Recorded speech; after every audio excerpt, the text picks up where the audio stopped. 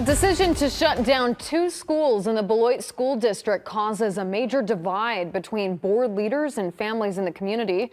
Now, several parents voice their concerns and frustrations. 23 News reporter Amber Cooper speaks with board members and parents to learn more about the shutdowns and what the future has in store for the district.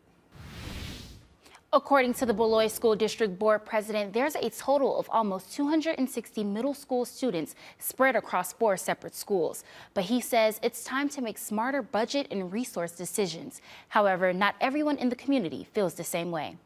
I'm concerned about what they're doing with the schools here on the west side because it seems like they're eliminating the schools. Donna Brinkley is a parent in the Beloit School District, and she believes the shutdown of the middle schools in her neighborhood will cause significant social and transportation issues.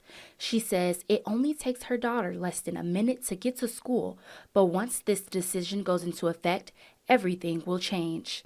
She can walk across the street from the school because we literally see the school from our front yard.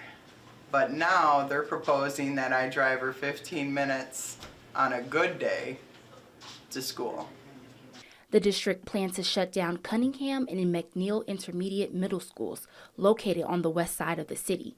All 6th, 7th, and 8th graders will then attend 2 schools on the east side.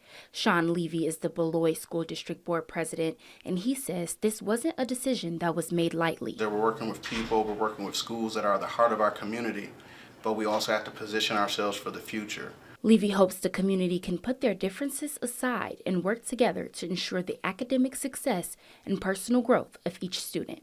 It's how do we best serve the citizens, the students, and the families, honor the past, but still take steps that are going to prepare us and set us up for a good future for our students. According to Levy, the district superintendent is in communication with staff at each school, and the board is always open to receiving feedback. Thank you, Amber. In terms of next steps, Levy says there are still legal obligations the district must fulfill, but parents can expect more communication about transportation services and different school options in the near future.